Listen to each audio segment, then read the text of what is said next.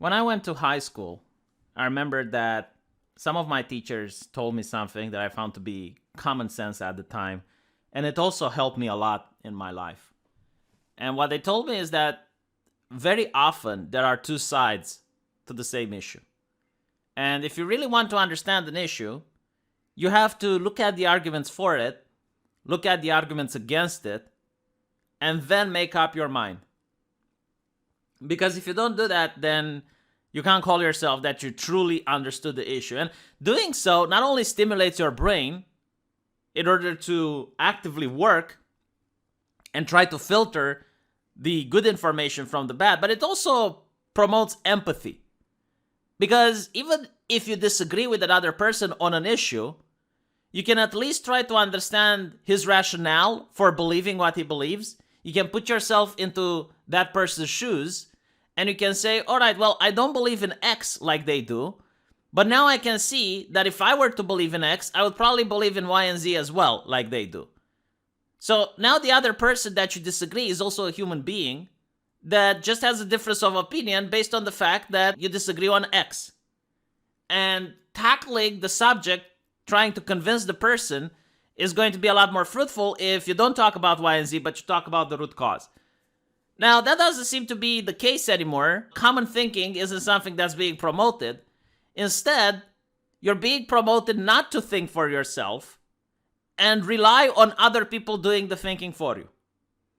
And the other people are usually fact checkers or big corporations, because this is being shared a lot on Twitter.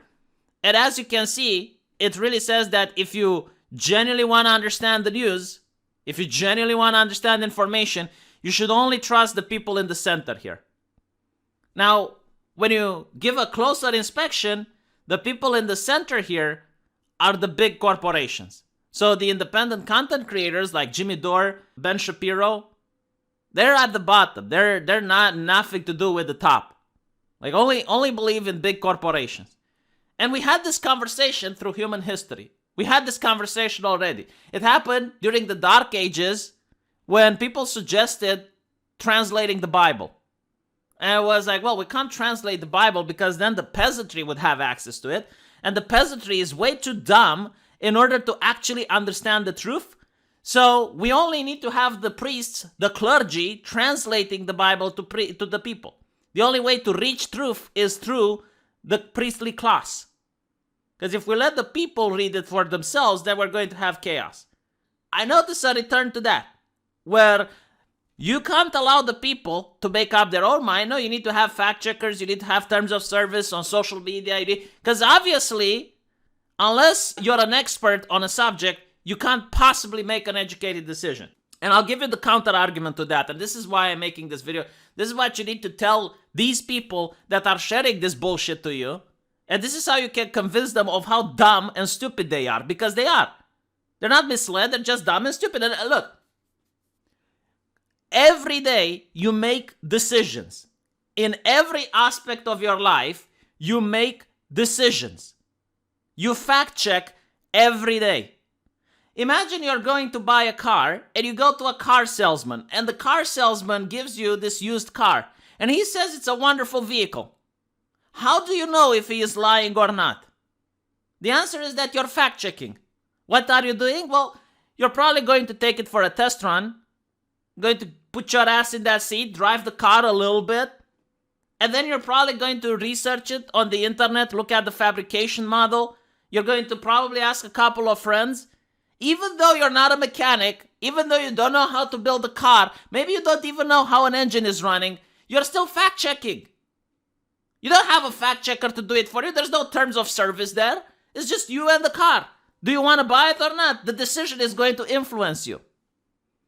But I guess when it comes with the news, the decision influences the rich, because that's how you vote, that's how you do activism, and I think like this is the argument you need to start telling people. Human beings are educated and they make decisions every day. Every day you're fact checking. Even when you're going to buy a loaf of bread, you're still fact checking. You're still squeezing that bread to see if it's fresh. And when it influences the rich, all of a sudden, well, you can't do the thinking for yourself. You need to let other people do it for you. For example, Jimmy Dore is not like a news salesman that tries to sell you the news. And just like when a car salesman sells you a car, you should be able to decide if the news is legit or not. No. Jimmy Dore is now problematic. Jimmy Dore is a bad person. If something comes from him, mostly false. If something comes from NBC, always true. And what no one asks is, okay, how do the big corporations manage to present the news then? What exactly is their secret? And I can answer to you this because I've been reading their garbage for the last 6 years. What they do is, like, nowadays, they don't even send reporters that often. Very rarely do news corporations actually send a reporter on the ground. No, what they do is they rely on common people like yourself, people who can't discern the truth, to see an event on the street in front of them. Whether it is a hate crime, whether it is a robbery, whatever, they rely on people to use their smartphones and videotape that.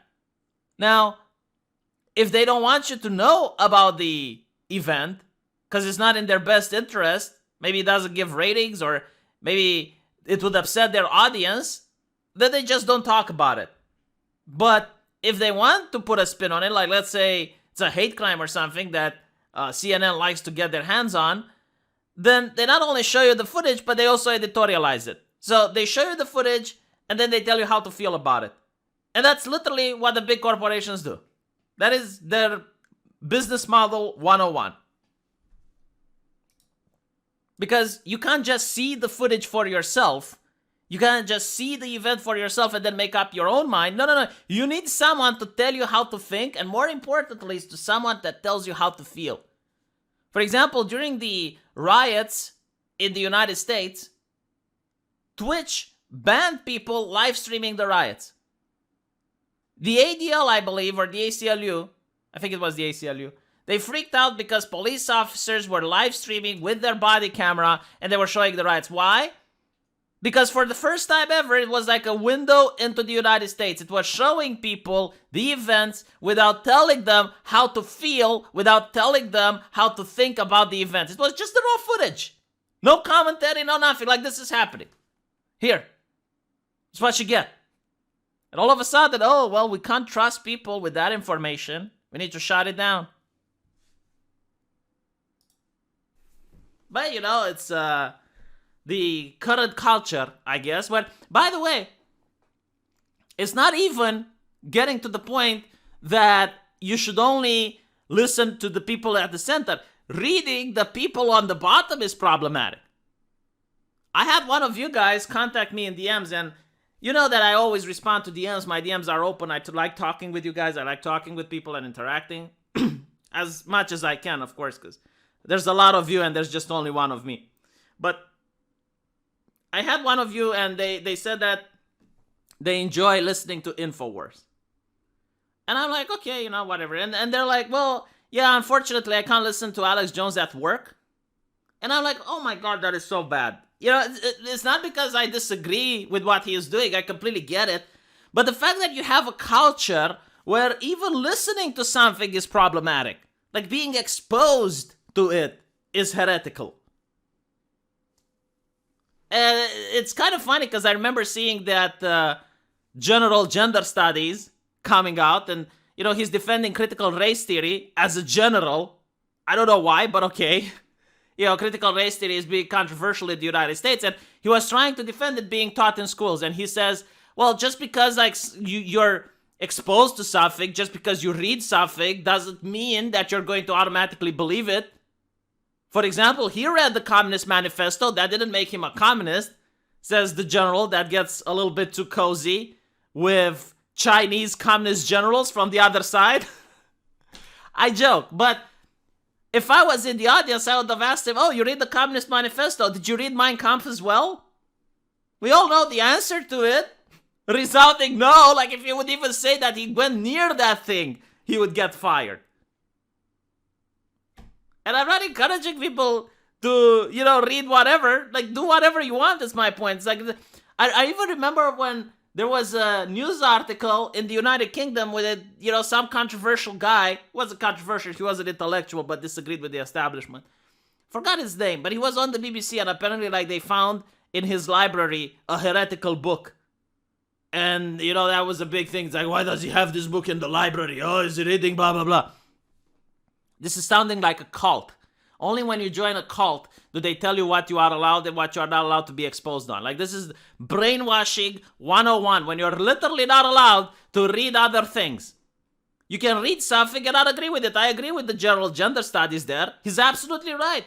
It's just that it's not being applied equally. Yeah, you can read the Communist Manifesto. No one is going to find that edgy. You can read it anywhere. Now pick a copy of Mein Kampf, as I said it, and read it somewhere. See how people react.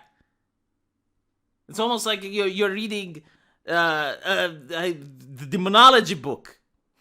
You're reading the Necronomicon or something. I'm just trying to drive a point here. I'm picking the extremes so people understand what I'm talking about. But it's true. And by the way, it's true for the right as well. It's just that the right doesn't have the cultural power to enforce that. If I were to say on this channel that I watch the Young Turks daily, every single day I wake up, I tune in, and I listen to Cenk Uygur, I'm pretty sure a lot of you guys are going to lose respect for me. A lot of you guys are going to be like, oh, really? V, why are you doing that? But none of you are going to ask, so do you agree with what's being said there? Like, are you agreeing? No one even asked that. It's just the fact that you're watching that thing. That's a problem. Usually, well, you give the clicks, you give the views, or blah, blah, blah. I don't know. But it's still, it's a culture of indoctrination, a culture of promoting the rich and corporations, and a culture dissuading people to be empathetic towards one another. Because if you can't understand how the other person thinks and what his arguments are, you're going to start dehumanizing them. It's like, well, he must be an evil person if he does that. You don't even understand his arguments. And it also makes it very difficult to reach out to the other side, to talk and interact with the other side. Because the other side is an unknown, is an unaware. It's like, it's there's a fog of war going on there. You don't even know what they're being exposed to. And again, it's not as prominent on the right. Like, people on the right still know left-leaning arguments and whatnot. There's a lot less pressure here from going and reading on left-wing sources. But on the left, it's horrible. Like, you can lose friends. I know people that told me, like, I lost friends because they saw me that I read this publication and that publication. My father freaked out because I was listening to Fox News. I mean, only recently, Nicki Minaj, best example. She posts a video from Tucker Carlson and Hassan Piker, millionaire Hassan Piker, loses his shit. It's obvious. But anyway, right, let me know what you guys think, and I'll see you in the comment section. Take care.